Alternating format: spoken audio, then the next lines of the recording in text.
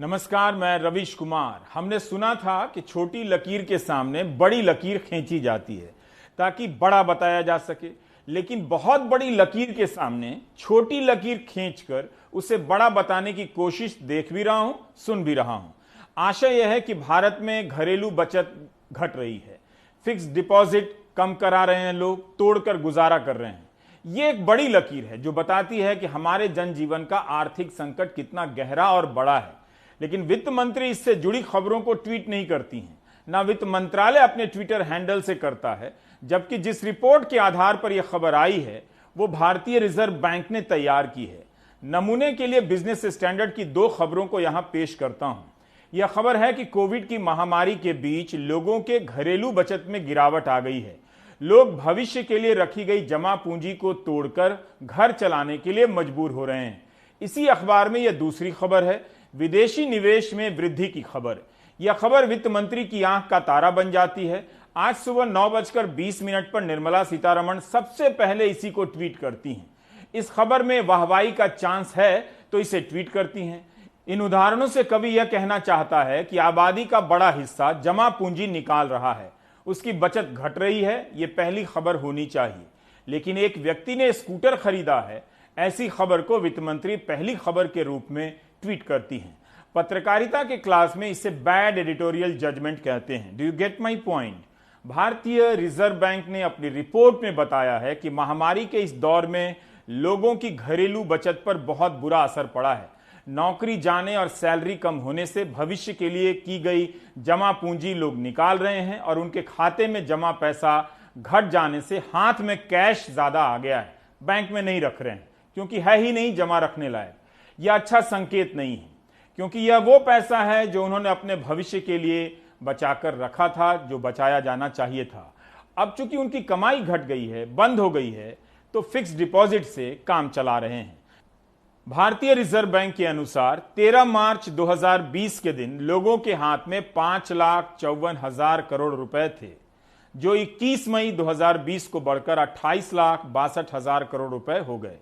2016-17 में जब नोटबंदी हुई थी तब लोगों के हाथ में 18 लाख करोड़ कैश था, जो अब 28 लाख करोड़ तक हो चुका है। इसका मतलब यह हुआ कि आप बैंक से पैसे निकाल रहे हैं, यह नहीं हुआ कि आपको सैलरी ज्यादा मिल रही है, बोनस मिल रहा है। भारतीय रिजर्व बैंक की यह रिपोर्ट बता रही है कि आपकी आर्थिक हालत कैसी है। महामारी के दौरान 25 राज्यों के 159 जिलों में टर्म डिपॉजिट में कमी आई है, यह फिक्स डिपॉजिट इसी को कहते हैं। 13 जिलों में 2 तिमाही से गिरावट आती जा रही है। अप्रैल जून 2018 से अक्टूबर दिसंबर 2020 की 11 तिमाहियों में ऐसे जिलों की संख्या मात्र 22 से लेकर 53 थी। जनवरी फरवरी मार्च 2021 में ऐसे जिलों की संख्या बढ़कर 159 हो गई। डिमांड साइड इकोनॉमिक्स फॉलो करने की जरूरत है। लोगों के हाथ में परचेजिंग पावर देने की जरूरत है, जिससे कि वो खरीद कर पाएं, और जब वो खरीद कर पाएंगे तो हमारा बिजनेस इन्वेस्ट करेगा। हमारा जो इन्वेस्टमेंट रेट है वो गिर गया है, और उसी के चलते हुए अर्थव्यवस्था में ग्रोथ रेट जो जीडीपी का है वो कम हो गया है। जब लोगों की आमदनी कम हो जाएगी तो बचत भी अपने आप कम हो जाएगी। तो इसलिए सबसे ज़्यादा ज़रूरी है कि हम डिमांड क्रिएट करें, उसके लिए लोगों के हाथ में पैसा आए, और जब वो आएगा तो उससे इन्वेस्टमेंट बढ़ेगा, तो इन्वेस्टमेंट बढ़ने से फिर सेविंग भी बढ़ेगा। और जो फॉरेन डायरेक्ट इन्वेस्टमेंट है वो तो कुछ ही क्षेत्रों में आएगा, और वो उसमें कैप्चर करने के लिए आएगा कि वो उनको सेक्टर्स को कैप्चर कर ले। जैसे कि जियो में बहुत सारा फॉरेन कैपिटल आ गया है, बहुत सारे बैंक हैं जो प्राइवेट सेक्टर के, उनमें बहुत कैपिटल आ गया है। अभी जैसे पंजाब नेशनल बैंक का जो एक सब्सिडरी है उसमें पैसा जब काफ़ी आ रहा है, जिससे कि वहाँ पे भी कैप्चर कर लिया जाए। उसी तरह एक और बहुत बड़ी हमारी कंपनी है, अभी उसमें भी मतलब ये पता लगा कि 3 बाहर की कंपनियां जो बहुत बड़ा पैसा डाल रही थी, तो अब जब वहाँ पे सेबी ने उनको ऊपर कुछ रोक टोक लगा दिया है, तो एकदम से वो बड़ी कंपनी का भी जब जो शेयर मार्केट में प्राइस गिर गया है। तो इस तरह का स्पेकुलेशन बहुत ज़्यादा चल रहा है। तो इसलिए मेरा ये मानना है कि जो हमारा जो इस समय करना चाहिए वो सप्लाई साइड इकोनॉमिक्स की जगह डिमांड साइड पे ध्यान देना चाहिए। जबकि ये फॉरेन कैपिटल के प्रेशर से और हमारे बड़े बड़े बिजनेसमैन उनके प्रेशर से सप्लाई साइड इकोनॉमिक्स हो रहा है, ना कि डिमांड साइड। तो सप्लाई साइड इकोनॉमिक्स तो ऐसा हुआ कि जैसे कि अगर आपका घर जल रहा है तो मैं आपसे आके कहूँ कि अब मैं और दमकल खरीद लूँगा और दमकल घर आपके पास बना दूंगा, तो तब तक तो घर जल जाएगा। आज जो समस्या है तो तुरंत पानी डालने की जरूरत है, ना कि ये कि हम इन्वेस्टमेंट बढ़ा देंगे उसमें बाद में और जो दमकल आ जाएंगे वगैरह वगैरह। तो इसलिए ये जो पॉलिसीज हैं हमारे, जो गरीब आदमी के और देश के हित की हैं, वो फिर हमारे हाथ से बाहर निकल जाती है जब हम ये फॉरेन डायरेक्ट इन्वेस्टमेंट और मल्टीनेशनल कैपिटल के लिए जो अपनी नीतियां बनाते हैं। कायदे से किसी भी सरकार को इस पर चिंतित होना चाहिए। पब्लिक में इसे लेकर बहस हो, इसका प्रयास नहीं दिखता है। वित्त मंत्री ने जिस खबर को ट्वीट किया है यह बताने के लिए कि विदेशी निवेश कितना बढ़ा है, इससे हम लाखों करोड़ों लोगों की हालत को दरकिनार नहीं कर सकते हैं। वित्त मंत्री ने अपने ट्वीट में खास तौर से जिक्र किया है कि जो विदेशी निवेश आया है उसका 31% कर्नाटक में गया है, 19% महाराष्ट्र और दिल्ली में 15%। भारत में पिछले एक साल में विदेशी निवेश में 38% की वृद्धि हुई है। लेकिन इसी खबर में, बिजनेस स्टैंडर्ड की इसी खबर में यह भी लिखा है कि मॉरिशस से सबसे अधिक निवेश आया है 24%, सिंगापुर से 21% और जापान से 11%। एंकर हर विषय का विद्वान नहीं हो सकता है, लेकिन जानना जरूर चाहता है कि मॉरिशस में ऐसी कौन सी औद्योगिक क्रांति हो रही है जहां से विदेशी निवेश आ रहा है। कहीं कागजी कंपनियां बनाकर यहां का पैसा वहां लेकर और फिर वहां से यहां लाकर निवेश के रूप में दिखाने का खेल तो नहीं हो रहा। पनामा पेपर जैसा कोई मामला ना हो जाए इसलिए पूछ रहा हूं। वैसे सरकार कागजी कंपनियों के खिलाफ है, जिसे हम सेल कंपनियां कहते हैं। ऐसा है कि हमारे देश में, जैसे मैंने कहा कि एक राउंड ट्रिपिंग होता है, लोग अपनी जो काली कमाई है उसको बाहर निकाल लेते हैं और फिर राउंड ट्रिप कर देते हैं जो टैक्स हेवन है, वहां से वापस इंडिया में अपने स्टॉक मार्केट में अपने कंपनियों में लगा देते हैं। तो जैसे मॉरिशस हो गया, मैंने गिनाया, सिंगापुर हो गया, दुबई हो गया, केमन आइलैंड हो गया, ये सारे जो टैक्स हेवन है, यहाँ से जो पैसा आता है वो बहुत बड़ी मात्रा में हमारी अपने जो बिजनेसमैन होते हैं उनका जो काला धन बाहर पड़ा होता है उसी को लाके वापस अपनी कंपनी में इन्वेस्ट कर देते हैं। तो ये बात बिल्कुल सही है कि वहाँ पे अपनी आमदनी तो होती नहीं है। तो जब कुछ होते हैं जैसे पोर्टफोलियो इन्वेस्टमेंट में जेन्युइन इन्वेस्टमेंट होते हैं, जो कि वहाँ के पेंशन फंड हैं और प्रोविडेंट फंड वगैरह हैं, वहाँ से पैसा आता है। पर लेकिन बहुत बड़ी तादाद में हमारा अपना ही काला पैसा वो बाहर चले जाता है और बाहर से फिर वापस राउंड ट्रिपिंग होके इंडिया आ जाता है।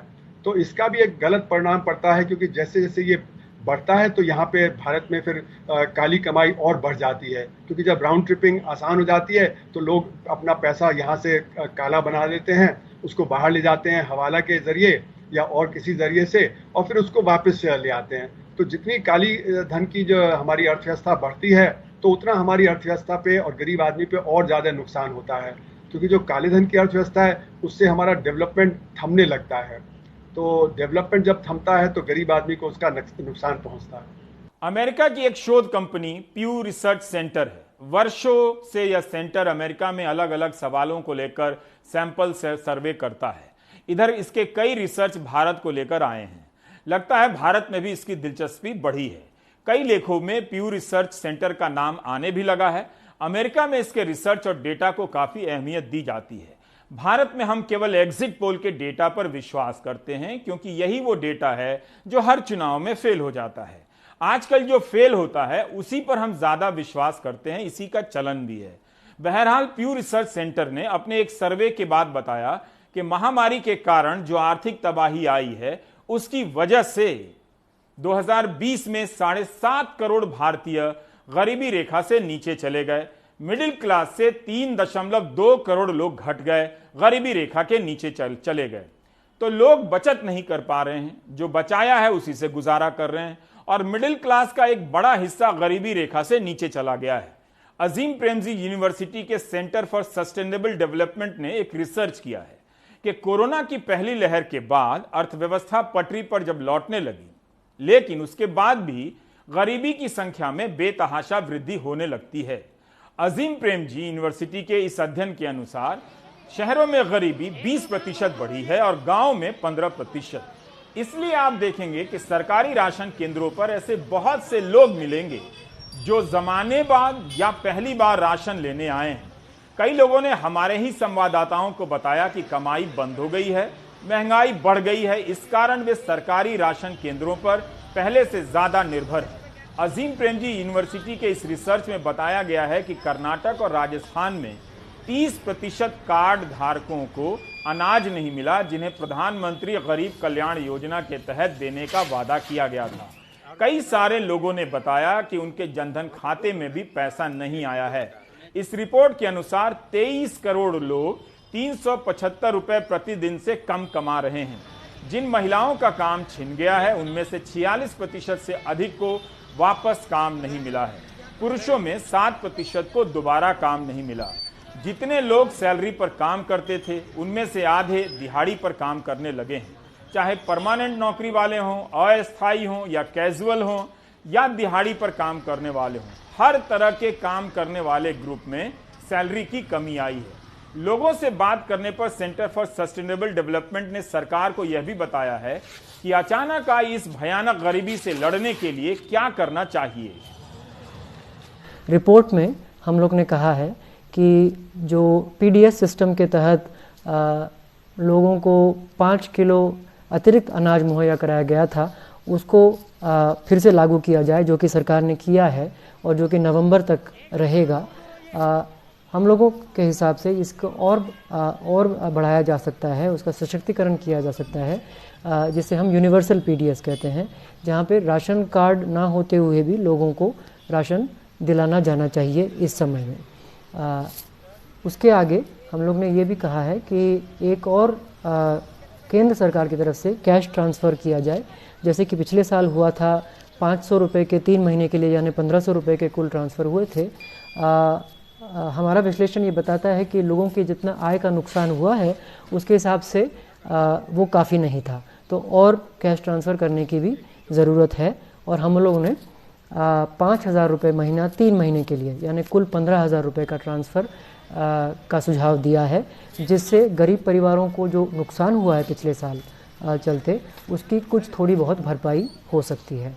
तीसरी बात, मनरेगा जो बहुत अहम कार्यक्रम के रूप में उभरा है पिछले साल में, उसमें पहले से ही आपातकाल में 100 के जगह 150 दिन काम का प्रावधान किया गया है, तो वो अब लागू करना चाहिए और मनरेगा का बजट 1,75,000 करोड़ तक आना चाहिए।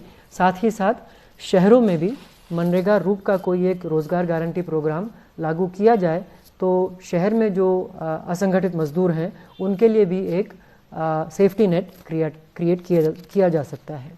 कायदे से सरकार को इस तरह के सर्वे कराने चाहिए और डेटा प्रकाशित करने चाहिए थे, लेकिन ऐसा डेटा नहीं है। जबकि नेशनल सैंपल सर्वे का एक पूरा तंत्र है आपके पास, उसकी अपनी विश्वसनीयता है। पिछले 1 साल में जब आबादी का हर तबका प्रभावित हुआ, तब आपने ऐसे किसी सैंपल सर्वे के बारे में सुना? सरकार रोजगार के आंकड़े भी नहीं बताती है। आपके पास रोजगार को लेकर 1-2 जरिया ही है। CMIE का सर्वे ना हो तो बेरोजगारी का डेटा भी ना मिले।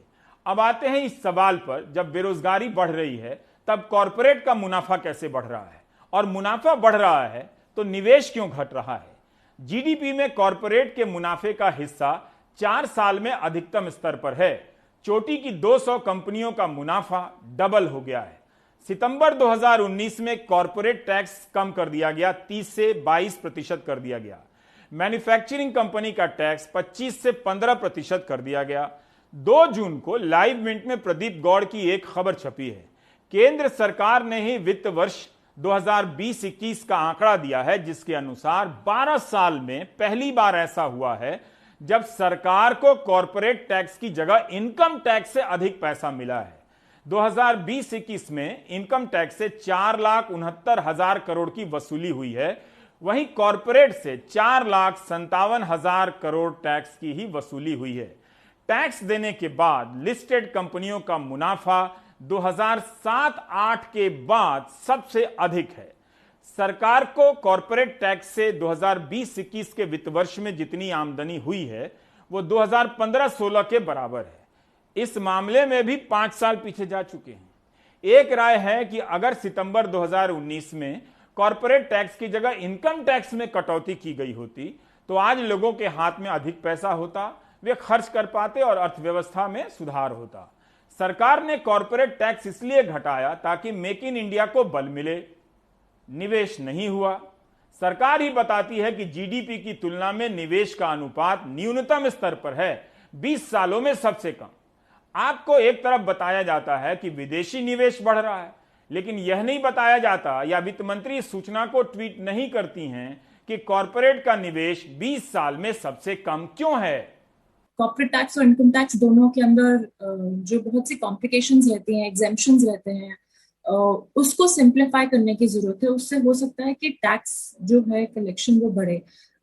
जैसे कि डायरेक्ट टैक्सेस में अगर आप देखें कि आप 50 करोड़ का घर खरीदें और फिर 50 करोड़ का घर बेच रहे हैं और उस पैसे से आप 50 करोड़ का एक नया घर खरीद लें, तो आपको कोई टैक्स देने की जरूरत नहीं है, उस पर एग्जेम्पशन है। लेकिन ये बहुत बड़ी इन्वेस्टमेंट्स हैं, तो ये सब एग्जेम्पशंस बहुत ही कॉम्प्लेक्स, बहुत ज्यादा नंबर ऑफ एग्जेम्पशंस हैं। इसकी वजह से क्या इकोनॉमी को फायदा मिल रहा है या नुकसान ही हो रहा है, ये मेरे ख्याल से देखने की ज्यादा जरूरत है। 2017 में अमेरिका में भी कॉर्पोरेट का टैक्स 35% से घटाकर 21% कर दिया गया, लेकिन नए राष्ट्रपति जो बाइडेन ने प्रस्ताव रखा है कि कॉर्पोरेट टैक्स 20% से बढ़ाकर 28% कर देना चाहिए। इसलिए बढ़ाने की बात हो रही है ताकि महामारी के बाद वहां की अर्थव्यवस्था में तेजी लाने के लिए 2.3 खरब डॉलर के निवेश की योजना को साकार किया जा सके। भारत में इस तरह